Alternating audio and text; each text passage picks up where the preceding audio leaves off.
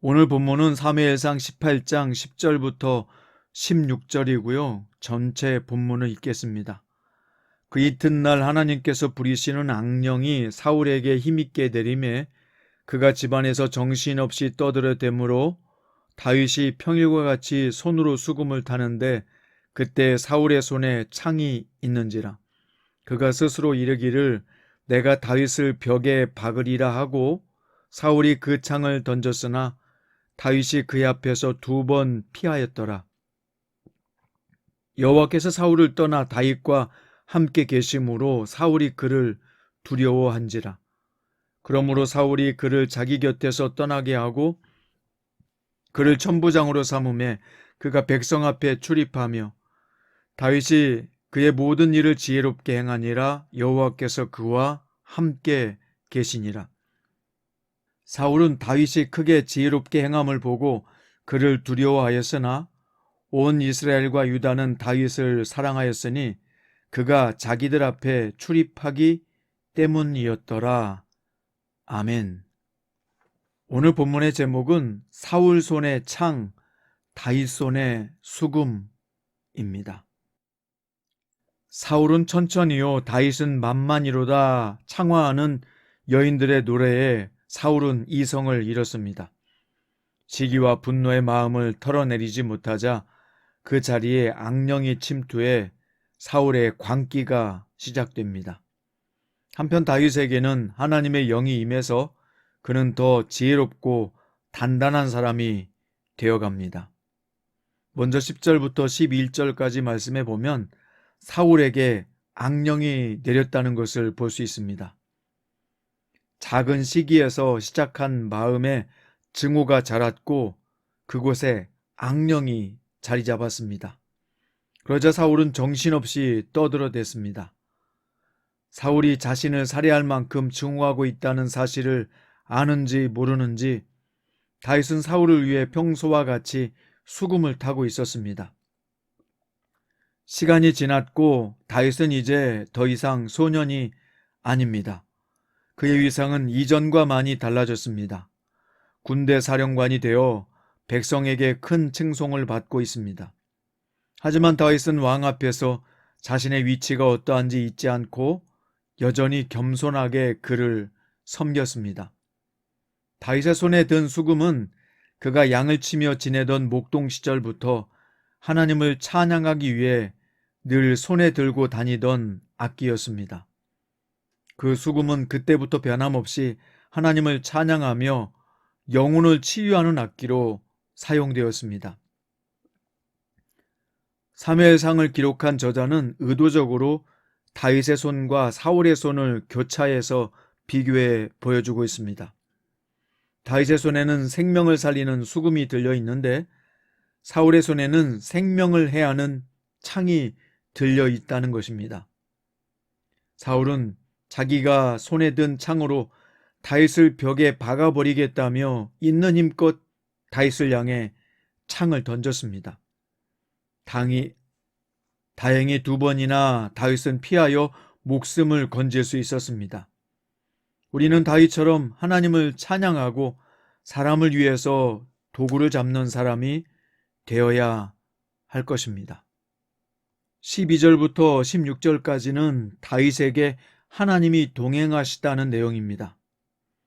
하나님은 사울을 떠나 다윗과 함께 계셨습니다. 그리고 사울도 그 사실을 깨닫고 다윗을 두려워했는데요. 사울은 다윗을 떠나게 할 방법을 찾아 다윗에게 천부장이라는 직책을 주어 야전 사령관의 임무를 맡도록 멀리 떠나보냈습니다. 오늘 본문에서 다윗이 백성들 앞에 출입했다고 기록되어 있는데 이것은 마치 목자가 양떼를 돌보듯 다윗이 부지런히 군사들과 백성들을 살피며 다스렸다는 뜻입니다. 그의 성실과 충성이 온 백성에게 나타났고 다윗은 더 지혜롭게 행했습니다. 다윗이 원래 그렇게 지혜로운 사람 성실한 사람이었을지도 모릅니다. 하지만 성경은 다윗의 지혜와 성실이 그와 함께 하시는 하나님 때문임을 암시하고 있습니다. 그의 지혜는 여느 사람에게서 볼 수 있는 정도의 지혜가 아니었습니다. 그가 모든 일을 지혜롭게 행했다는 구절은 하나님이 그의 곁에서 얼마나 신실하게 일하시고 도우셨는지를 보여주는 장면이 됩니다. 다윗은 젊고 온유하며 전쟁에 능한 사람이었습니다. 온 백성이 그를 따랐고 왕은 이미 백성의 신임을 잃었습니다.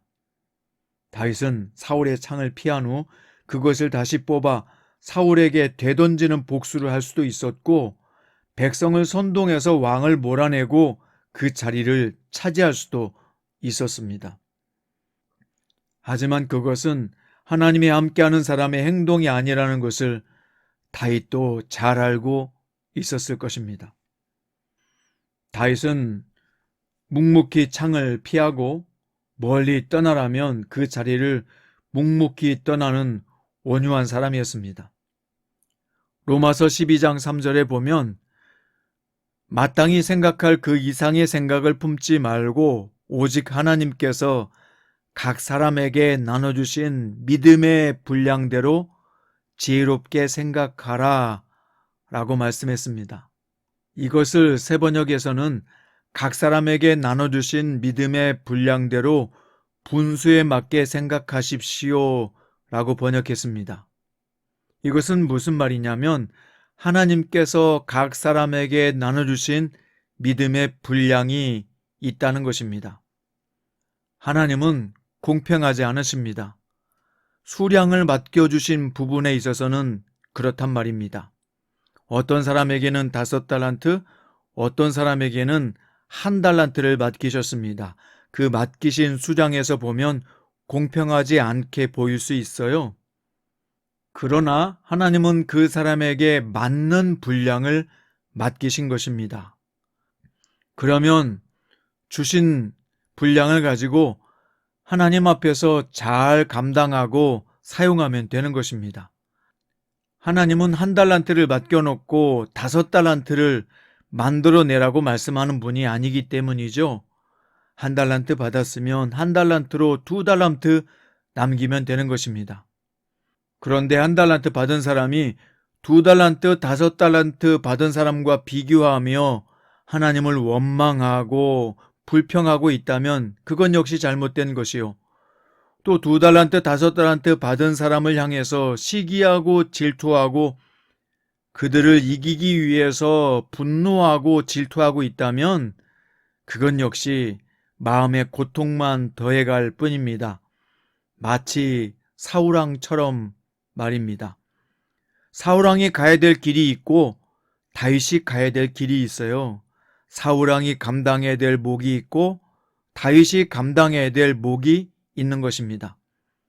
만약 사울이 다윗을 미움으로 질투하지 않고 창으로 다윗을 벽에 박으려고 하지 않으며 오히려 다윗을 축복했다면 어떻게 됐을까요?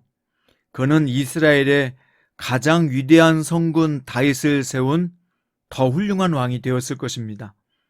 하지만 다윗을 시기하고 질투하고 미워하면서 자기의 마음에 고통이 왔고요. 그는 평강을 잃어버리고 사탄이 그의 심령에 자리 잡아서 괴로움을 더해가는 인생이 될 수밖에 없었다는 것입니다. 사랑하는 성도 여러분, 사울의 손에는 창이 있었고 다윗의 손에는 수금이 있었습니다. 오늘 여러분은 창을 드시겠습니까? 수금을 드시겠습니까?